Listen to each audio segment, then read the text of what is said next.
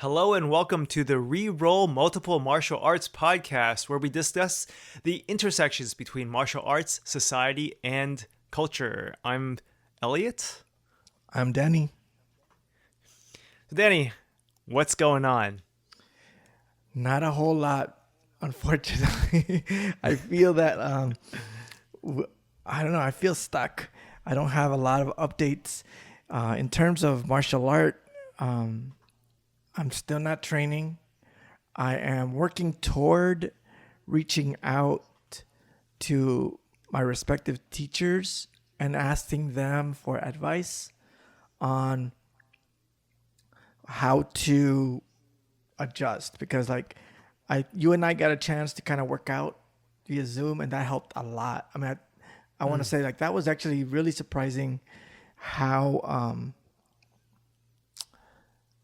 much I was able to get out of that, because We should do it again. we definitely, but I just think that that's what motivated me to reach out to my teachers, because I was like, maybe there's something that can be done via remote learning. I don't know. Unfortunately, there's two arts that kind of don't work well, or don't work equally well remotely. Muay Thai and Jiu-Jitsu. Jiu-Jitsu, you need a partner. You can't do stuff. You can't shadow Jiu-Jitsu. But you have a bag, and have you been able to get sessions on your bag? Not as much. I did right after working out with you later on that week. I used the same drills that you had kind of shared with me to work with my daughter. And that helped me a lot. It helped her. Just trying to get that one combination that you had shared. I focused on that, and that structured our sparring sessions, and it was good. Cool. So you've been able to still do sessions and like drills with your training partner, aka your daughter. Yes. So she's a pretty good sport. I could tell that there's days that she's like humoring me, like, yeah, let's go do some sparring.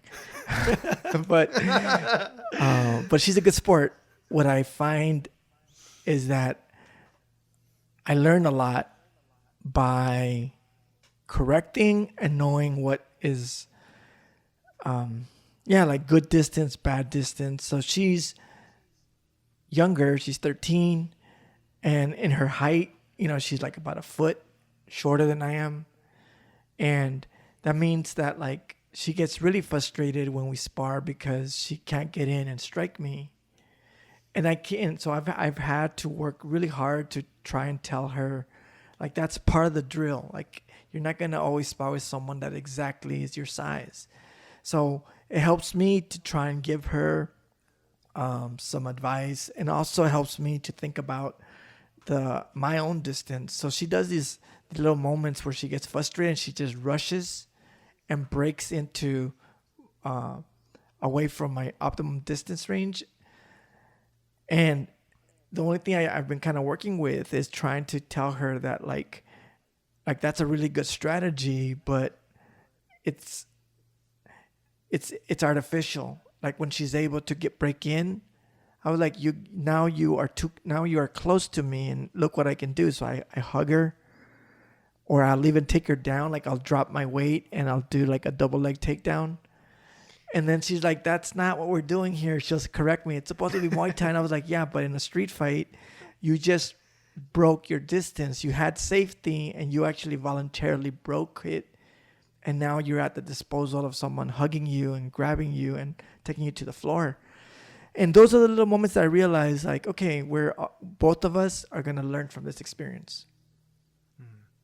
No, it's cool because I recently saw a match on YouTube with Sanchai and Pet Morocott, Pet Yindi, and Pet Morocott won because he kept on rushing in and like closing the distance with Sanchai. So and it was a lot of it was a clinching match, and yeah, so I was just kind of just reminded me of that. It's going in, closing the distance, kneeing, because that's what me and my bonus son, bonus kid, um, that's what he does too. Because I keep distance jabbing and stuff like that, and then he just has to rush in and and I recently taught him, all right, if you rush in and grab my arms, then knee. So it's good. It's good seeing like progress. And maybe that's the part that's for me harder to really make sense of it, because I feel like I'm on pause. So I don't know. I'm curious to hear your thoughts on how we make sense of this, because I I want to say about a year and a half behind you in terms of how much time you've dedicated to Muay Thai. And yet even in that short period, I think I might have been able to get in about 8 months before the pause. I feel that like whatever I've learned, has stopped. And that frustrates me, because I was going somewhere. But then also in jiu-jitsu, I have been doing jiu-jitsu for about 10 years off and on. So I'm like on the slow path to jiu-jitsu. but this past year when I resumed training, I was committed. I was really excited. I was logging my time, taking notes. I was a good student. And now I'm on pause, and I'm just frustrated. So I'm curious, like, what do you do? I mean, how do you make sense of this moment? And are you frustrated? I'm definitely on pause, and I don't know. I've come to accept this long pause. I think I've been trying to mentally prepare myself that hey, I'm here, and you know, you know what though? Right when the pause happened, I had a couple of I had sprained my ankle, so it was a nice way to recover, but at the same time, me not working out as often or not really working out, my ankle isn't healing as much as it would. Like I'm not really strengthening it. I need to take time to strengthen it, um, but yeah, also, yeah, I can't. I've sometimes I'm frustrated. I find myself in the week like, oh, why am I like feeling like this? It's because I haven't hit the bag. I haven't ran. I need to just run. I suppose, but I don't like running on the sidewalk. Just it's bad for my body.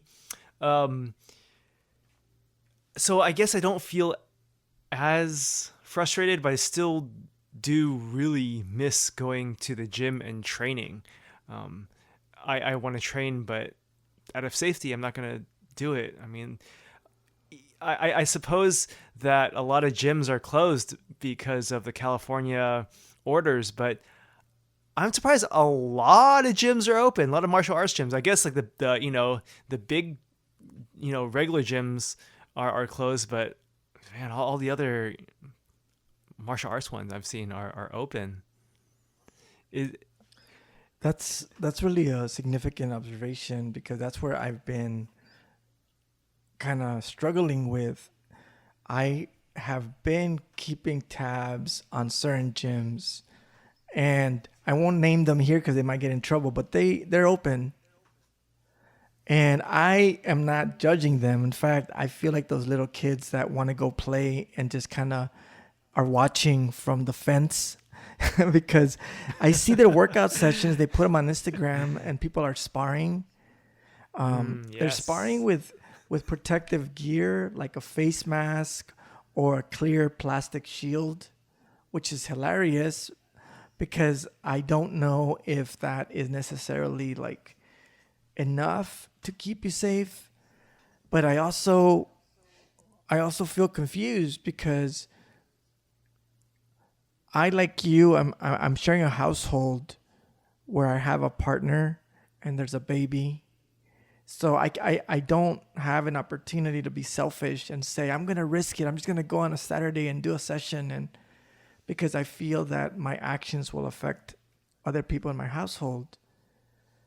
But I'm aware, and this that like, I don't know, like it almost seems like martial arts becomes so important to us that we are willing to take that risk.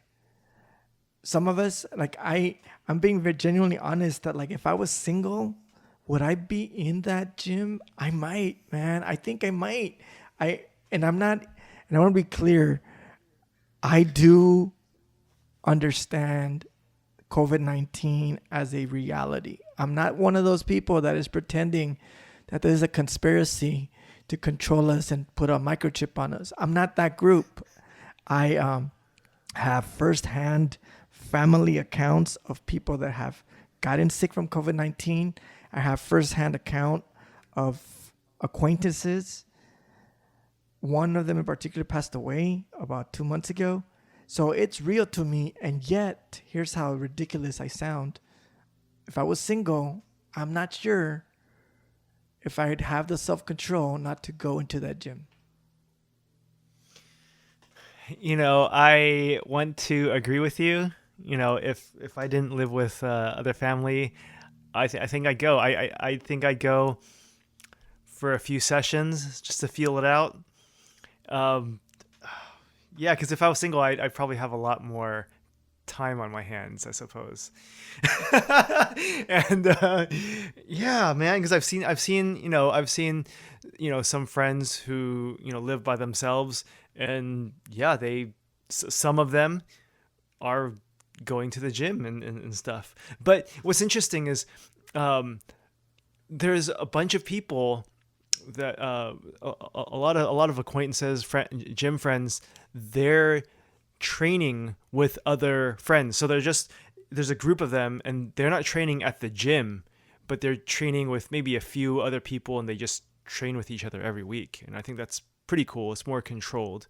But at the same time, I mean, I'm not, also not in the position to do that because I'm around family. I don't want to risk it much. But have you thought of having a few people to do it, to train?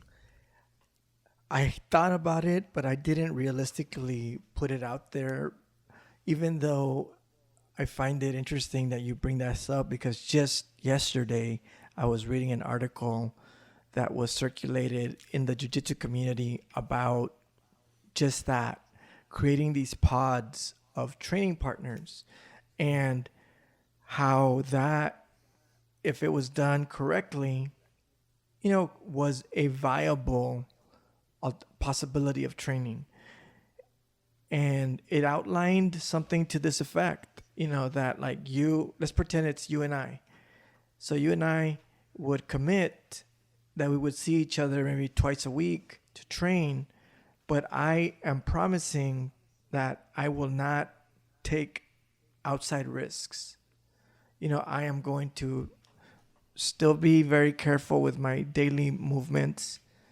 And I trust you that you're doing the same. And when we train, we kind of don't necessarily drop our guard of like risk, but we trust that we are within a quarantine circle.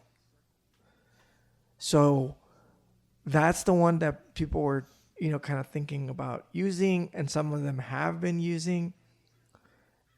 I haven't put that out there because I feel that it's not me by myself in my household. I'm committed to my partner. I'm committed to my daughters. And I feel that I don't have their level of consent. Even if they were to tell me that's cool, I was like, yeah, but both my daughters are little, so they're not adults. So I can't really take their consent, like full faith. And then my wife, she'll be like, let's say she said yes. I don't know. I return. Like, I think those of us that are sharing a household with our families, even when our families are fully committed to martial arts, like my household is a martial art household, if it makes sense. Like if you drop the word judo, people know what it's about. If you drop the phrase full guard or rear naked choke, everyone knows. And when I say everyone, I'll include my mom and dad. Like last week, we were we were texting each other. There was a fight, a UFC fight, and I text my dad. I called my dad like, "Hey, put it on. We're gonna watch it together." And we're texting, and I'm laughing because my mom is doing commentary over the text, but she's doing such great commentary that my dad is clowning her. Like you sound like one of those commentary because the fighter changed the game from an upright stand up to a ground fight, and my mom is doing commentary like, "Oh, that was an advantage," and and I'm like laughing because I was like, "Man, like that's beautiful." Like, I have this language that I can share with my parents, but at the same time, I can't take that risk yet. I'm like, I share a martial art household, but martial art right now, practicing it, it's a risk, man. Especially jiu-jitsu. Jiu-jitsu, I think, is higher than Muay Thai. Because in jiu-jitsu, of all the things that they tell you not to do, you do. So they'll say, do not breathe into each other's mouth or close to. Well, when you're grappling, you can feel that hot breath like passing. You're like, oh, what? You're gonna inhale it. You're literally inhaling all those germs. You're sweaty.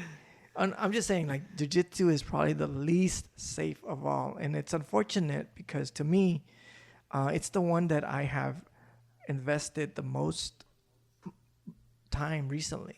I've been doing it for about 10 years now, and before that, I did Shotokan about for equal amount of time. And it's unfortunate. It's frustrating because I want to get back in there. Speaking of Shotokan and the Okinawan style that you've done, I was watching Karate Kid Part 1 because it's been streaming, and I noticed that the character Mr. Miyagi would separate Okinawa and Japan. He would say Okinawa and Japan and things like that. And I was like, oh, there's a sense of consciousness in the script writing. Like, and it brought me back to, what you said, Danny, that, there's a history between, Japan colonizing Okinawa and so on and so forth. So I just wanted to mention that because I wouldn't have understood it without that knowledge from you. Oh, no, so thank you. I appreciate that. I'm glad it worked out. But I agree with you. It's hard for me because to train or think of these pods because there's only a few people, and most people at the gym that I know of are usually single and might be a little bit more loose and going out and things like that. And yeah, I can't risk that for my family, and it's frustrating a little bit. Sometimes I'm thinking, maybe maybe a coach has some lessons. I saw a coach do lessons at the park, and then they posted a flyer that said, "Oh, come to the park this and this time. Masks optional." And I'm like, come on, we're breathing heavy. I mean, sure, I guess some people are holding pads for each other, but I still would rather work out even with a light surgical mask than nothing at all, even outside, because I can't risk anything. But that's their decision to work out together in that setting, I suppose. You bring up a good point in terms of like the martial art practice, our respective training centers, our dojos, our schools, however we respectively call them, and how it's composed of different type of energies. For me, I never noticed that I was not a family member. That let me say it this way. I never noticed that I was someone that was not single, someone that was not in their 20s, someone that was not looking for a career, in martial arts, because what I notice now is the opposite. So that like I told you that I started doing Muay Thai about 8 months ago. The first thing I noticed is that I was one of the oldest in there. And that obviously will happen because I get older every year. Every day I get older. But you know what doesn't happen is that as you get older, you don't normally start something new. So as I got older, I decided, let me step into a Muay Thai gym for the first time. And when I walk in, the first time I did it was actually last summer. So I'm a little bit off on my calculations of it. But last summer was the first time, the same spot you were training at, remember?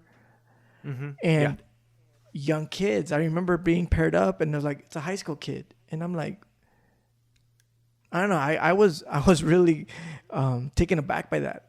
I felt awkward. I felt self-conscious. I was like, why am I in front of a high school kid? Like, not even graduating yet. Because I remember he came in from school. It's the 4:30 class. And those are those moments that I'm saying, like, that's when I started realizing for the first time that I was a different type of demographic. Because for years, I was the 20-year-old.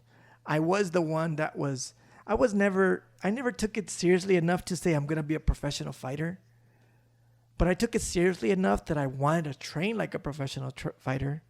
So that I grew up in dojos that had the same mantra that they would say, if one of us is competing, all of us are competing. So that I was always happy to be someone's partner, a sparring partner, you know, and even like buddy, like if they were going to go run up a mountain and they need someone to run with them, I would run with them, you know. Nice. But during that period, I never noticed that there was a 40-year-old father, husband, family person that wasn't running with us.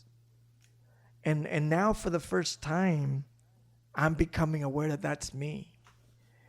You know, and I'm kind of connecting this conversation because you and I are talking about like feeling frustrated, not training.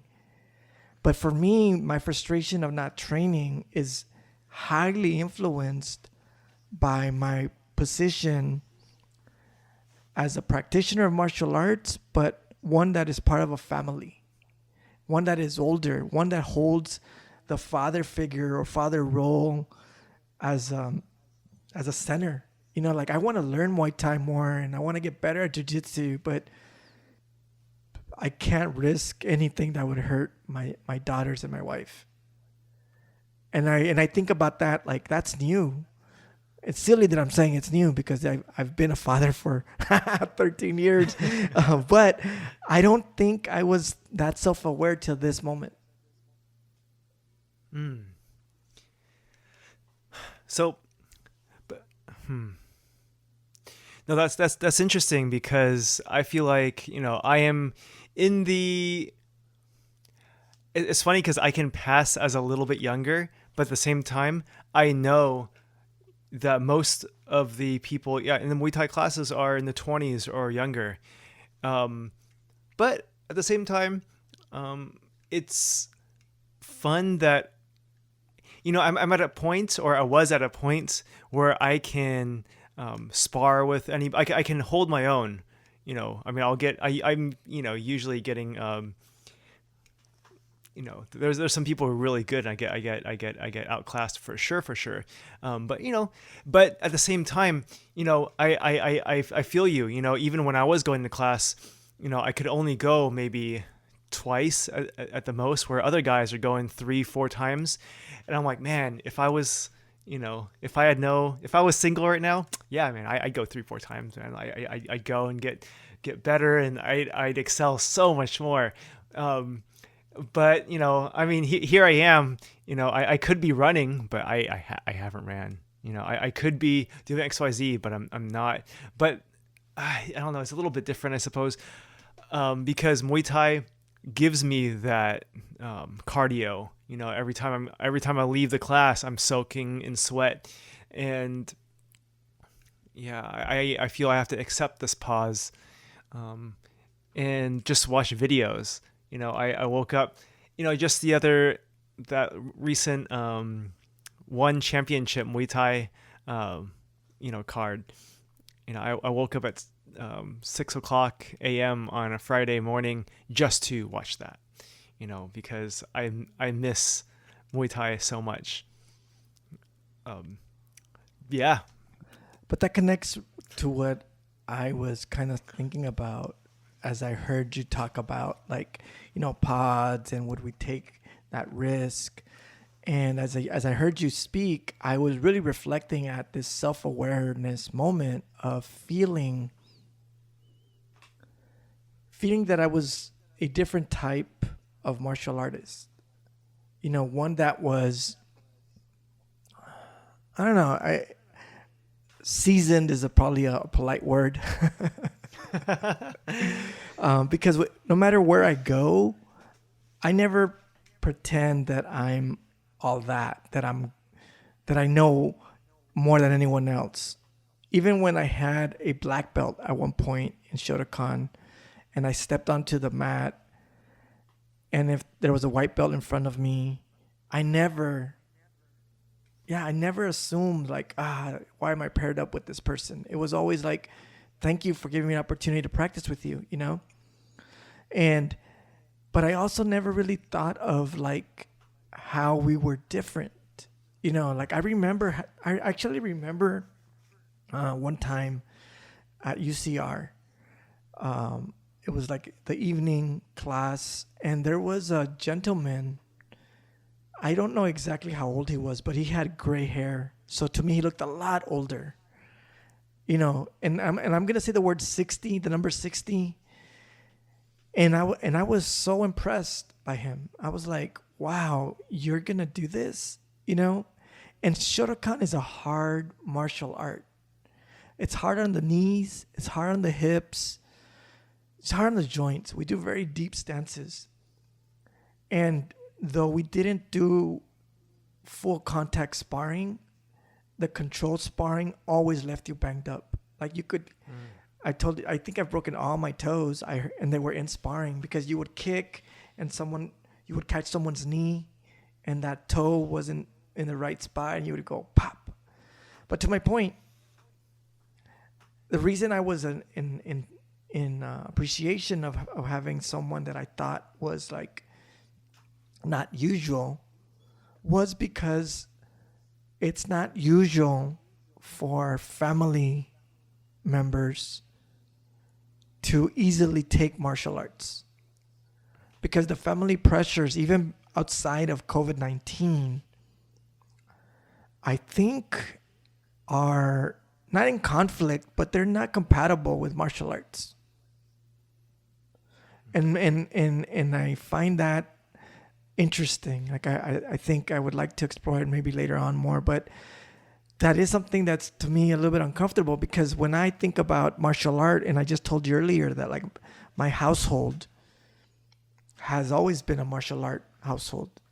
When I was 13 and my dad would come home tired from working all day and I would be waiting for him with my uniform and he would just like honk and I'd get in the station wagon and he would take me to the martial art Salvation Army, drop me off and then pick me up at 9 at night. I realized that's what I do for my daughter. I take her to her jiu-jitsu class and I sit there.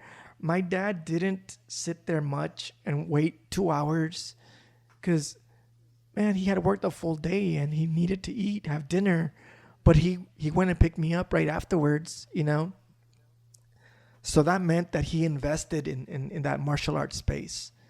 When we would go to tournaments, he took me on Saturday morning. He was there without the parents. And now that I'm a parent and I see how much we nurture and support our children, I realize that was something that was hard for him. Like it created an extra responsibility. And I wonder if that's something that we can talk about, just how like the martial art practice as individuals, how does it change for us when we think about our position as a family context? How did it change for you?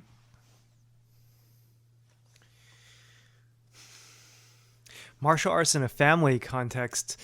I think what's neat is that the first gym that I went to was more of a family gym, the martial arts gym, and so there's a large kids program and a lot of, so I see a lot of kids and parents there, and um, and then the late, usually the later classes, or the the high school and above, the adult classes. And I think that was interesting because there was a huge family dynamic. They had rules like shirts on. Like no one can take off their shirts in Muay Thai, even though they're all adults, and things like that. It was more of a family gym. And then the gym that I recently the one that I go to now, or am on pause with now, is more of an adult gym. It's a little bit, it's clean, but it looks dirty, quote unquote. And there's just people there. There's guys there that that so shirts off, sweaty, sparring, and it's a lot more focused on it's less family vibe. And to me, with my schedule, and since I'm the only person in my family who trains, the most recent gym here is one that I prefer because of the format, the structure, and just the vibe of it. But if I was to have my kid train, or other things like that, I think having more kids around is more conducive to a vibe. But at the same time, though, that's not always the case, because I see kids there, I see kids train, and I like that, having that quote unquote real Muay Thai feel with no AC, fans only, and it's easily 100 degrees in the summer. That has a really cool feel to it. I love working out in the heat because my muscles are more relaxed, as opposed to like an air conditioned room. Does that kind of go with what you were saying? I know it didn't really answer it. No, I think it does. It's just interesting how we take our positions of training differently. Like, as a practitioner, it's a very individualized thing. Literally, you're the body. You're the person holding the body that takes you into a location to train. But when we think about our positions in a family, it's a psychological and emotive context. It's in your heart and your mind. And when you think about training, it is not easy to put them together. Even the 9 to 5 hour that you're looking for, that spot between coming home for dinner and training, that's time away from your loved ones. And for some of us, we can do it. Others do it, but we feel guilty. Mm-hmm. And I think those are the spots. Like, as a side note, I'm familiar with the gym you're talking about, and we probably later on will decide if we can just share names equally. But right now, I think we're still playing with the format, so we're keeping it away. But I like that gym. In fact, I gave my daughter. We went before you got there. I think about maybe a year before.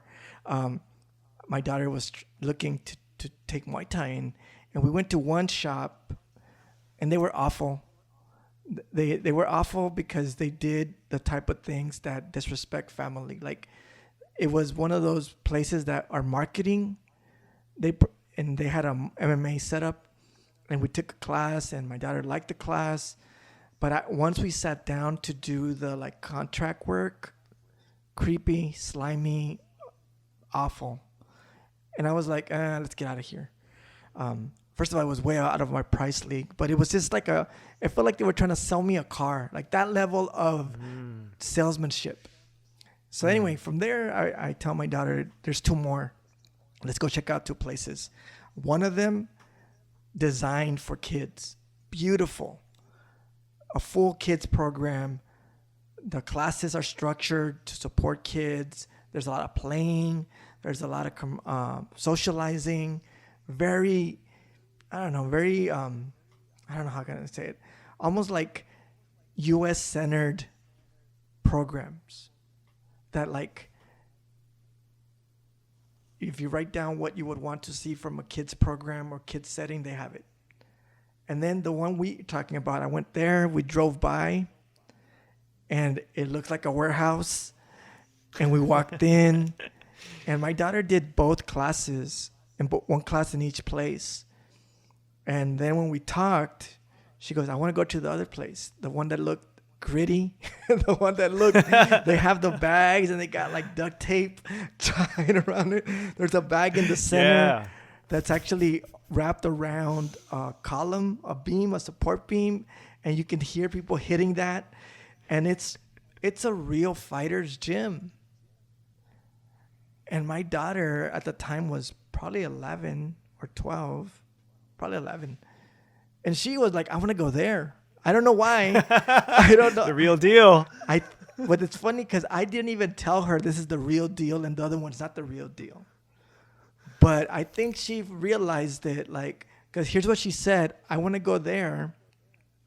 There being the one that she finally chose and the one you're referencing, because I think I'll learn more. That's what she said. And I think she was, I don't know if she's right. I really don't know. But I do realize that as a parent, I wanted everything. I wanted safety. So I felt safer in the kids one. Safer because the teacher was being very, very child focused. And I had been an elementary school teacher. I know what I like to see from adults, how they interact with children. And I'm comforted by seeing protocols of the education system. He was following all of them. And in the other place, they were being polite, but it was not at all following any of those protocols. and they weren't creepy.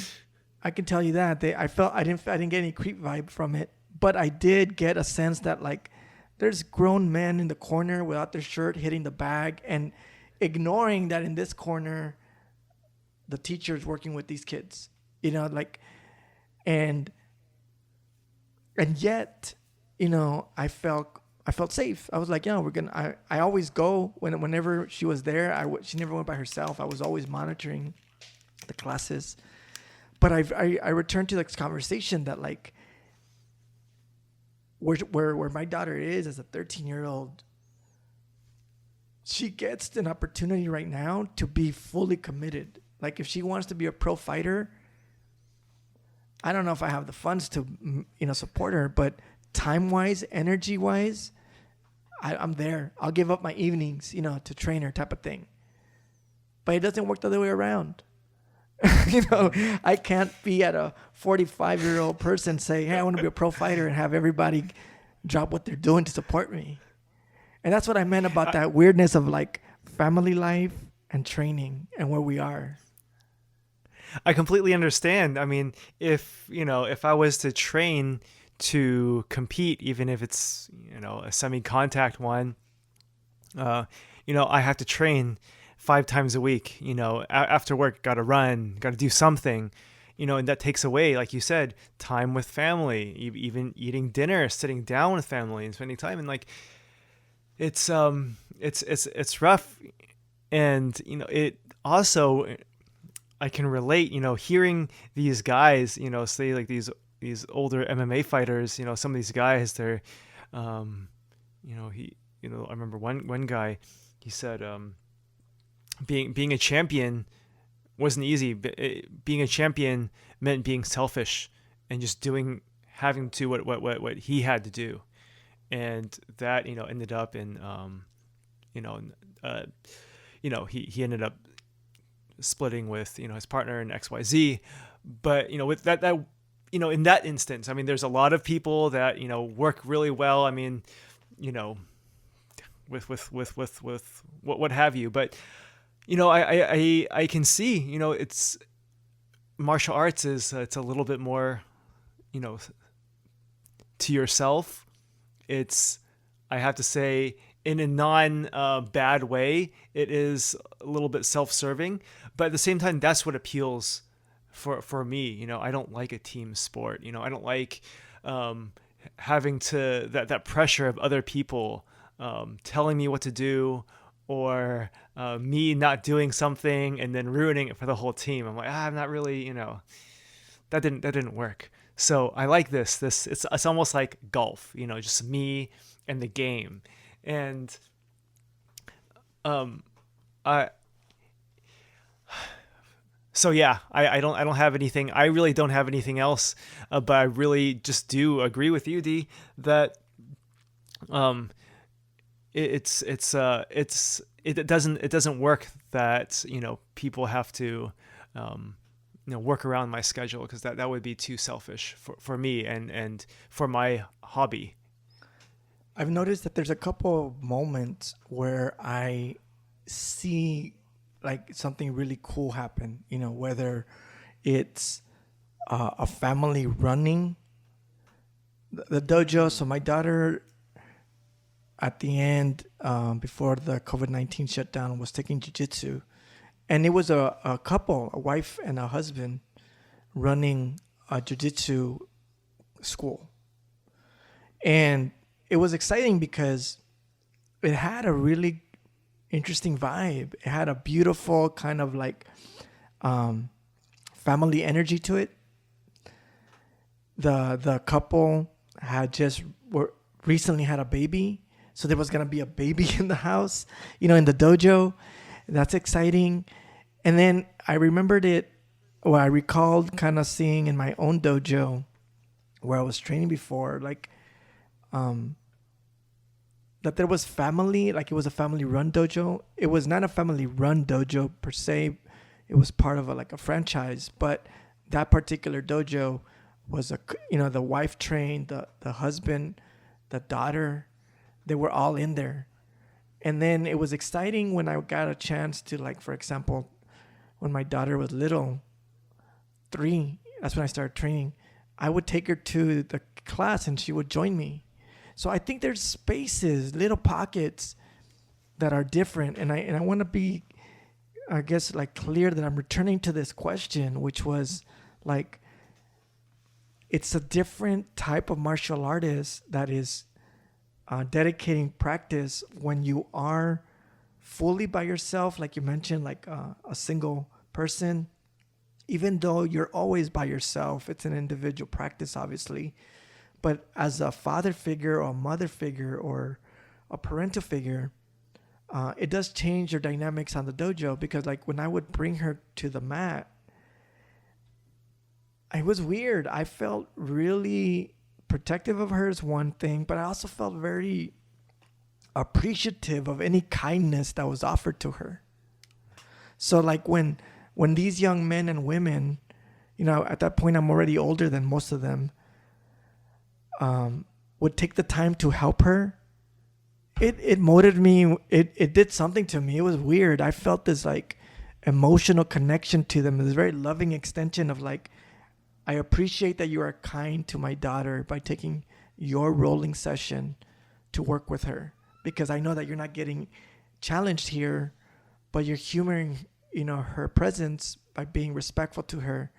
And as an extension of my caring of her, I don't know, like I felt I started caring for them even more. And I think there's spaces for that. And I haven't been able to do that with Muay Thai. In fact, one of the things that I was looking forward for this summer was to train with Muay Thai with her. I was going to take her down to San Bernardino. That's where I was training. And I was going to have crew, do a father-daughter session, like, run us through the mat work, the pad work. And I think those moments are unique, because when you are 20, there was this young woman there who was in her 20s, and she's getting ready to. She wants to be a pro fighter. And she shows up, and I see her. She is that person that, like, I made not the mistake, but one time I went to their 10 o'clock class, and that's for the fighters. And we're running around with, like, tires around in the parking lot. And I'm going, what am I doing? I should not be here. And she does this all the time because that's how you do it. You got to commit, 40 plus hours. And as a family person, that's time away from your family.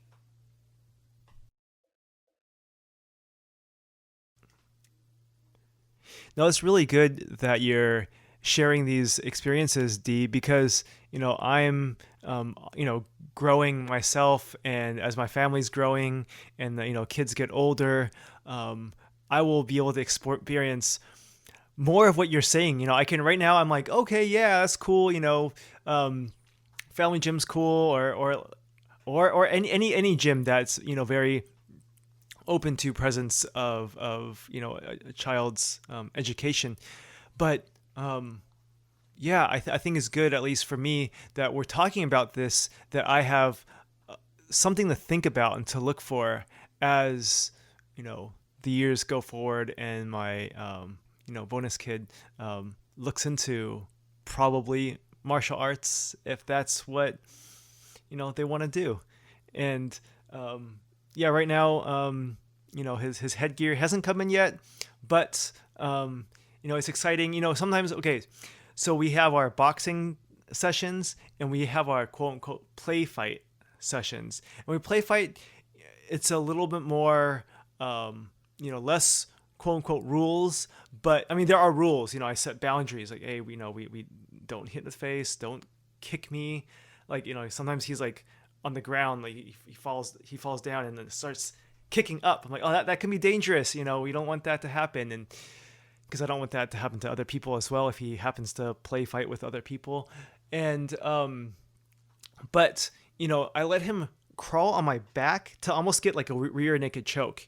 And so I'm kind of using, so I'm in like a turtle position, right? And I'm just trying to like move my body side to side. So he's trying not to like fall off, but still get that, positioning. And, it's almost like my way of almost training like a semi jiu-jitsu style of, I got to stay on top of the person, got to get that choke.